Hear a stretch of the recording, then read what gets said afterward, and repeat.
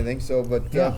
just and again, I know you've been through this 100 times, and there's a piece of it. It probably gets old, but let's start with what we were talking about. The fact that there are some fresh eyes looking at this, and Yes. does that give you at least some new energy or some new hope, or put it in your words? Well, absolutely. I mean, first of all, I want to say thanks to Fox 8, thanks to you and the I-Team for even putting this on. And there's nothing more helpful for us than a new story, and especially one on an unsolved murder of our daughter. Very important to us that this airs. As far as what our expectations are bringing Scott in, the investigator, I think the more eyes that we get on this case, hopefully I'm confident he'll be able to maybe turn over some new evidence that might put the course of this investigation on track. Seems like it's been off track for a few years.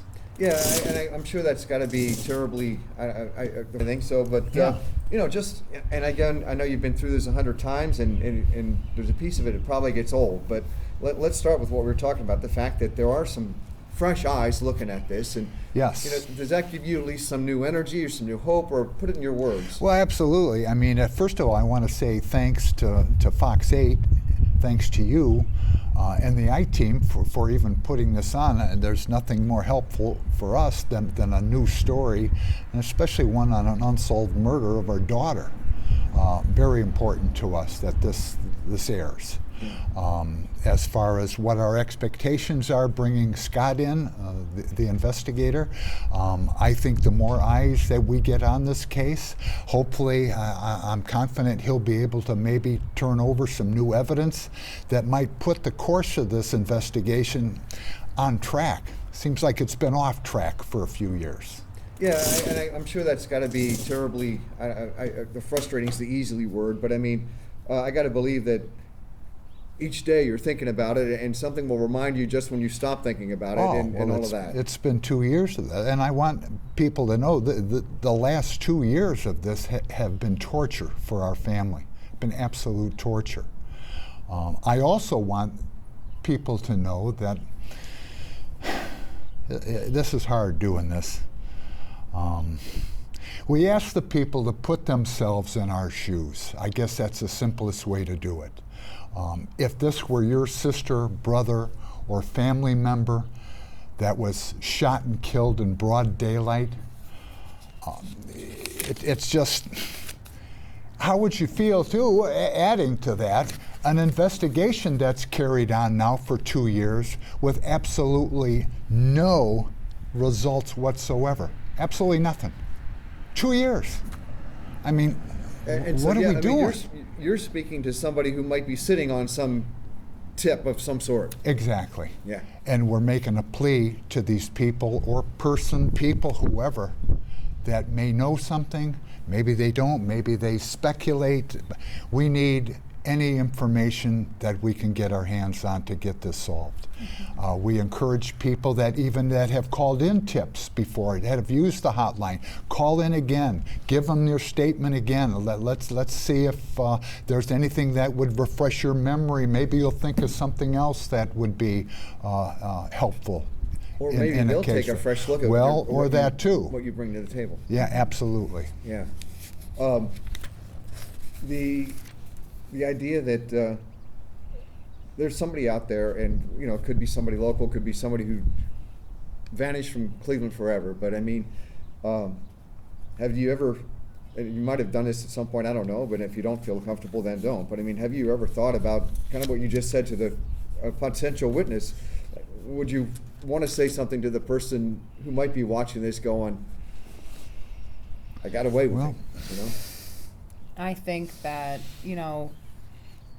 from the bottom of my soul and what this person has put us through, the fear that they instilled in our family and our community, and Kate in her last seconds of being alive, how could you, is what I would ask. And I think that they need help, that they must be mentally ill to do something like that, and to end 2 lives that quickly, and for some reason, for some justification, it doesn't make any sense to a normal, sane person.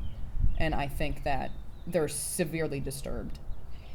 And you've had to have gone through every possible scenario you could think of, and Yeah, and I mean, this is what we think about, you know, lying in bed at night. It's Some people worry constant. about their grocery lists and their what they have to do, and this is, unfortunately, this is what we constantly think about. We call each other all the time wondering, well, what about this? What about this scenario? What about this person? We go places, normal places, and every face I see, I think to myself, it could be you.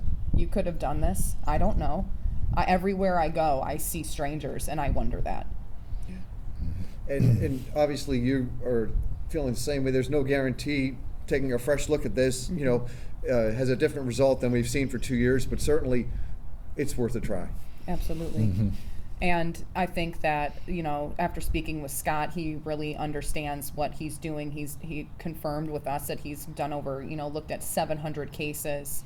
And I think that that's going to be really helpful, fresh set, and he's enthusiastic about it. He has a fire, and we feel that the Metro Parks have lost a little bit of that fire. We don't A feel little very bit? we don't feel very supported by them. And to have somebody reach out offering help, it's, you know, it's a complete 180 of the past 2 years that we've experienced with the Metro Parks. Yeah, and you know, you get all these other agencies involved, the Metro Parks, you know, maybe the county prosecutor, BCI, all that, but really, when they all start doing their own thing. But here's where it all comes back to. That's right. Yeah. That's exactly right. And then the tough thing, and you know, it's probably I should, the tough thing for me to ask, probably the easiest thing for you to answer is like, introduce me to Kate. You know, I never got a chance to meet her, never will. But what is it that you want? Well, you know, I've been thinking a lot about that, and it's a difficult question because you can't possibly answer 33 years of knowing a person in 30 seconds. It's extremely, and I sat all day today thinking about this, and I kept throwing paper, throwing away. The only thing I could say is I can tell you what Kate loved and what was important to her. And I think you can judge a person by those two things. She loved animals. She loved cats, ferrets, dogs. She was attracted to stray cats. I used to tell her, Kate, don't feed that cat outside the door. Next thing I know, it's in the house. Well, she adopts it, and I'm picking one incident. She adopts this cat or brings it in. The cat was sick.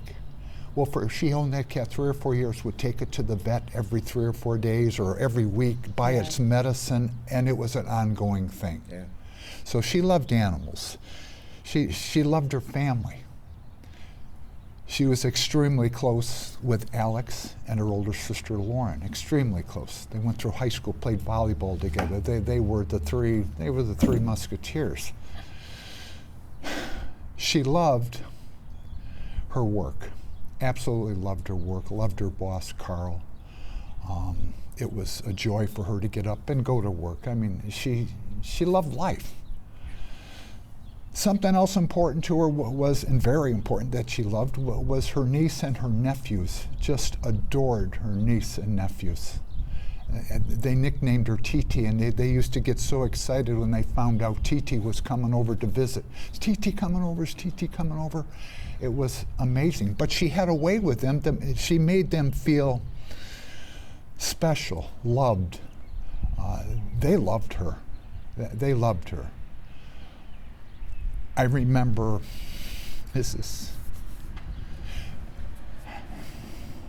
I remember hearing Kate, had to be maybe a few days before this happened, talking to the oldest nephew. He's turning 5 on January 6th, talking about what a special day they were going to have together, making plans for that birthday. And what a tragedy, she never made that birthday. And that pain still is here. I don't know how my daughter Lauren and her husband Lou even told him what I know eventually they did, but I can't imagine doing that. They are the strongest people I know, along with Alex and her husband Pete, that had to break the news to Merritt. Merritt would spend hours with her reading books, and it's heartbreaking. But it's every day, Ed. It's every day you think about it, or something happens. Think, boy, I wish Titi was here. I wish that.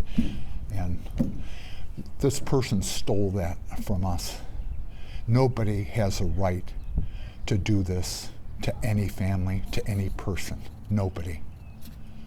Yeah, I don't think there's any question. I mean, no reasonable person would ever No. disagree in any No. regard to that. And I think your dad was right. I mean, I can tell that you're strong, but yet at the same time, everybody has a point at which, it still gets to them, and It does. And you were close and all of that. So Yeah.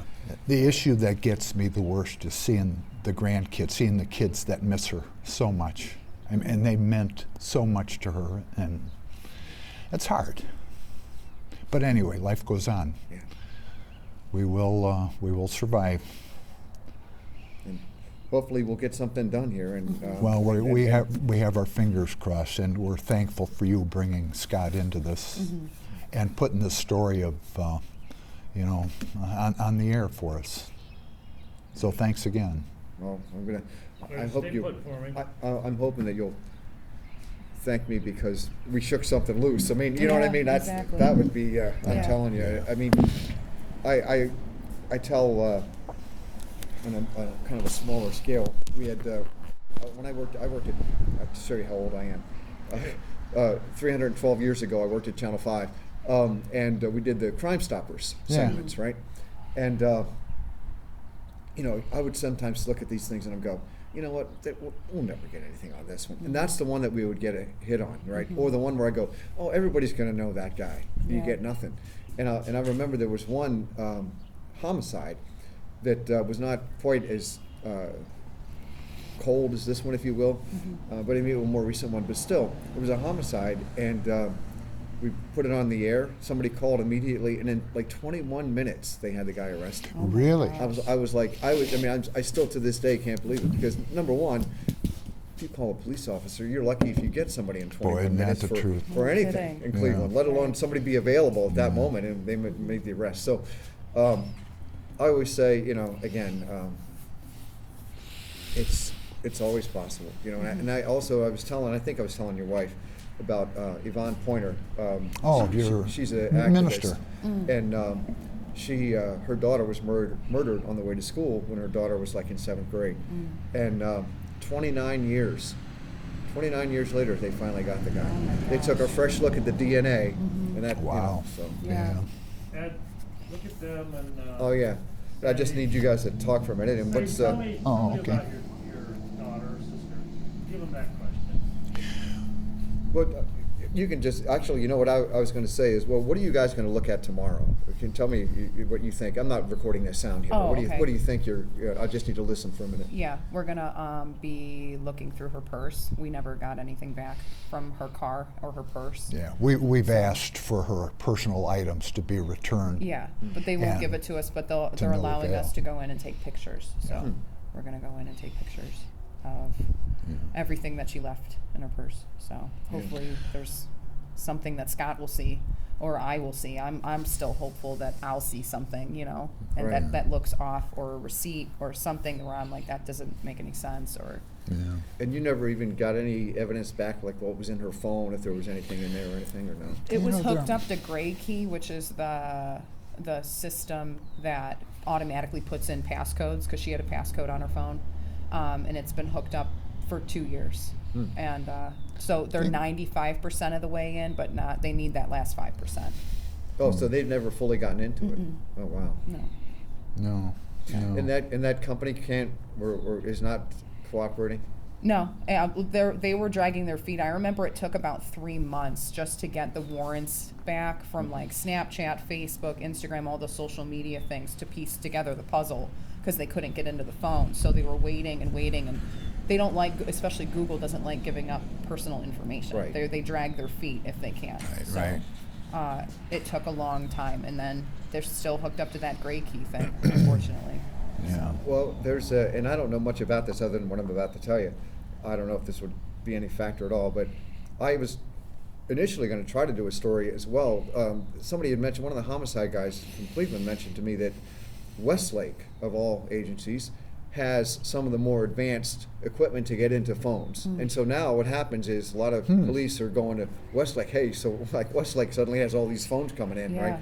Now, I don't know if they would run into the same dead end kind of a thing, you know, Yeah, but who knows? I also say, Right. you know, I wonder if they even know Yeah. that while they're sitting here Well, waiting. but then they have to ask for help. And if Right. they're so arrogant enough not to ask for help, what do you expect? Right, Right. And that might be an issue as well. So, right.